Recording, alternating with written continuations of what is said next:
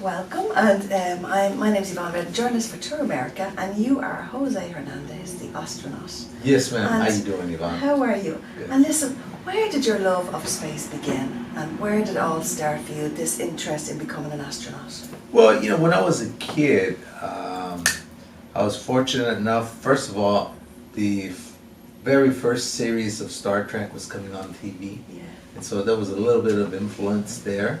And then when I was 10 years old, I saw the very last Apollo mission. Did you? Yes, Wow. It was none other than Apollo 17.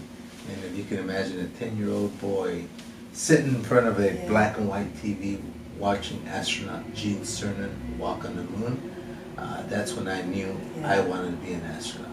Yeah. And did other people inspire you as well? Yes, aside from astronaut Gene Cernan, when I was in high school, I heard the news that the first Hispanic American astronaut was selected. This was none other than Dr. Franklin Chang Diaz. And when I saw his background, I saw a lot of similarities. He was first generation, came from humble beginnings. English was his second language, just like me. And I said, if he could do it, why can't I? Absolutely. And so that sort of gave me the extra motivational push to start following my dream. And what about your family? What did they think when you came to them and said, I want to be an astronaut? Well, that first day when the dream was conceived as a 10-year-old and I saw astronaut Gene Cernan, I told my father that I want to be an astronaut. And this is a man who only has a third grade education, but he has the wisdom to sit me down and give me a simple 5-ingredient recipe, because he literally empowered me to believe that I can do it. He validated a dream, and he said, but if you want to do it, he says, follow these 5 simple steps. He says, determine your purpose in life, recognize how far you are from that purpose, draw yourself a roadmap so you know how to get there, and prepare yourself according to the challenge, and develop a work ethic second to none. And I had a 6th step there to that special recipe, and that is perseverance. That's never give up on yourself. Yeah. So when did you actually begin the training for it, Jose? Well, I think you start training all your life. Even as a 10-year-old, you have to attend college. You have to go to graduate school. You have to get a job related to the aerospace industry. And then when you think you're done, you start applying and you find you still have some more things to do.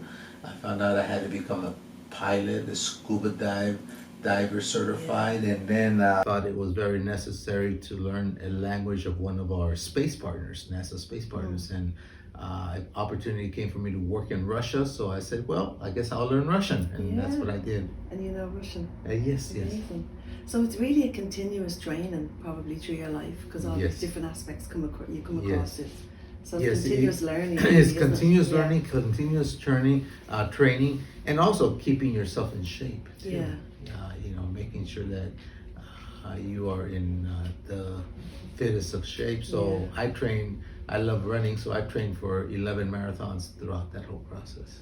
You just don't stop, do you? Yeah. And what kind of training? There is a lot of studying as well, but what other training is involved in becoming an astronaut? Well, in preparing you for all this mentally as well. Well, they train you to fly jets.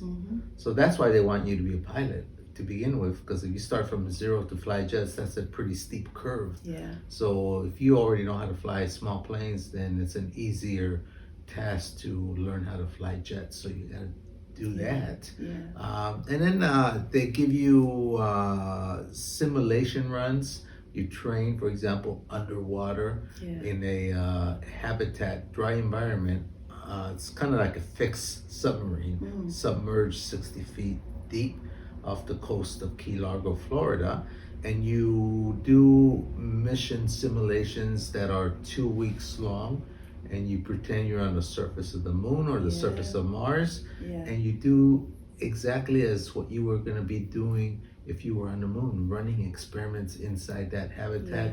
You put on an EVA spacesuit You go outside, divers dive in and they weigh you so that you feel the same sensation as if you were on Mars or the moon, depending on your mission. And you do moonwalks or Martian walks. So the suits must be heavy. Yes, yes. But you know, you're in the water, so there's some buoyancy there, and that's why they put floating devices so that it makes you feel lighter. Yeah. What part of the training did you love the most? I think flying the jets. Who doesn't like that? What young boy doesn't like that? Yes, exactly. I mean, it's the ultimate fast car, right? It's not a fast car; it's a fast car in the air, and it is amazing. You still do it? You know, I can't afford it because jets are very expensive. Yeah. And when I tried flying, going back to flying the small planes, I said, this is boring. Yeah. So you want the fast So ones. I want the fast one. Well, we have to get that all sorted. We need more planes. And how did you feel when you were selected to go to the International Space Center in 2009? Oh, when I was finally selected, I said it was about time because I felt ready. Yeah. You know, I had, not one, not two or three rejections. Ivana had 11 rejections. It wasn't until the 12th try. Yes. Yeah. And so I felt ready when I finally got accepted to the astronaut program. Yeah. Let alone when I finally got assigned to a mission, I felt more than ready, and I was very anxious to go. Yeah, and you did. Yes. And I have 10-year-old twins, Jose, and I said to them, I'm talking to an astronaut this morning. What would you want me to ask him? What's it like in space was one question. And what do you eat in space? Oh, so maybe you can answer that for me. Absolutely. Yeah. I mean, you never get tired of being in space because you're always floating. Yeah. And inside, you're always floating 24/7. You're floating, and you get pretty proficient in moving from one place to the other. You push yourself from the wall, and you do your best Superman pose to get to the other place, and you get there, and you feel like a superhero. So tell your 10-year-old twins, you feel like a superhero when you're up there. Well, what's a typical day like though for you when you're in the space station? What does it entail? Well, you wake up at about 6 in the morning. And then you brush your teeth, you groom yourself, and then you eat breakfast. Your kids ask, what do you eat? You eat a lot of, it's kind of like camping food. Yeah. Very dehydrated food where you add water. You can get like powdered eggs. You add water, scrambled eggs, and then you eat that for breakfast. You have crackers, you have cheese, you have meats, and so you also have desserts like brownies, and ice cream, space ice cream, and all those kind of things that you eat, and it's really the food is actually pretty good when you're up there. But you've got work to do as well during the day while you're there, of course. Yeah. You're there for once you eat breakfast, it's straight to work. They have a schedule laid out for each astronaut from 6 in the morning till about 10:30, 11 o'clock at night. Yeah. So at first I was eager beaver, and I would finish my work first. And then I would report thinking I have 20 minutes to play around, and so you extend. They would say, well, now that you've done this, do this. Yeah. So I finally learned not to call in that I was done with my task. Yeah. Exactly. Even though I was done, I would say, okay, I'm going to enjoy these 5 minutes, 10 minutes, and look at Earth. And how long would you be in the space station for? What was the kind of time period that you'd be stationed there? It was 14 days. Okay. Because we came on the Space Shuttle Discovery, and we brought more than 7 tons of equipment because we were the second to last mission to finish construction of the International Space Station. So our job was to, kind of think of it when someone builds a new house, the moving guys come in and install the refrigerator, the stove, the cabinets. Well, that's who we were. We brought in 7 tons of equipment that we had to install both inside and outside. And then once the space station was commissioned, folks stay there for up to 6 months. Wow. Which is amazing. What's the longest you stayed? Was it 14 2 weeks, 2 weeks was the longest I stayed. That was long enough? No, I would have liked to stay because it was felt like a short camping trip. I said, is this over? It's over. We got to go home now. I don't want to go home. And can you go back? Can you go back on You can, Yeah. you can, but in my particular case, once we finished the International Space Station, they announced the retirement of the space shuttle fleet, and the only way to go up for the foreseeable future was going up with the Russians, and you have to train 3 years, 80% of that time in Russia, and then you go up there for 6 months, as I mentioned, and then you go on the road for 6 months. Big commitment. Big commitment, and for me, it was too big of a commitment because I have 5 kids, and Yeah. they were reaching their teenage years, and I thought, That's you what know, they need this most. that they need both parents at this time, Exactly. and so that's why I Yeah. decided to move back to Yeah. California. And you're an ambassador for Kennedy Space Center. Yes, Can yes, people meet you if they go there? yes. I get Yeah. invited to go there, and I usually go 2 to 3 times a year. Okay. As the ambassador of the Kennedy Space Center Visitor Complex, Yeah. and I'm their astronaut for the day because Okay, the great.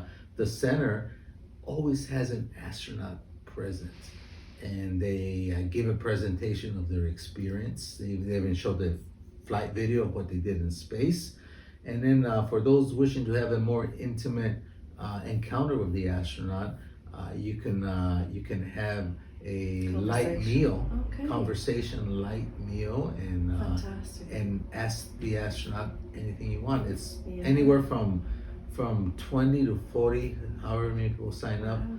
meet with this astronaut. You can and- book that on the Kennedy and Space Center. Yeah, you That's can book that. fantastic. Yes. Wouldn't that be amazing Yes, to actually meet the astronauts there? Right. I mean, Yeah.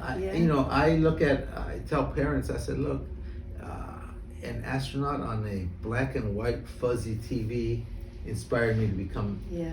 an astronaut. Imagine what your kid can be inspired if they meet someone in person, Yeah, exactly. in the real flesh, and Yeah. they can ask any question to them. I mean, And if somebody wanted to go into the profession that you're in, what advice would you give them?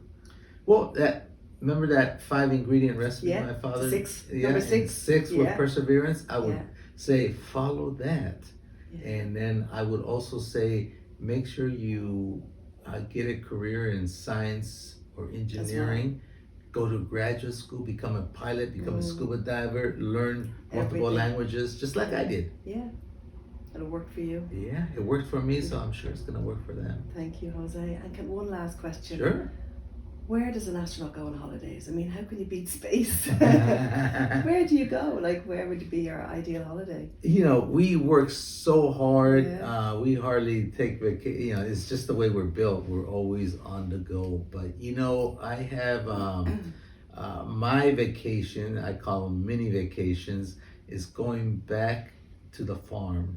Yeah. You know, there's a saying: you can take the kid out of the farm, but not the farm out of the Yeah, kid. and family comes first. And so I go back and I have a vineyard, and I love getting on my tractor and working on my vineyard, and so Yeah. that's my relaxation Yeah, time. that's great. Thank you so much. That's brilliant. You're welcome. Well, that's fantastic. Thank you so much. Thank you. Thank you, Jose. That's wonderful. Thank you, Yvonne.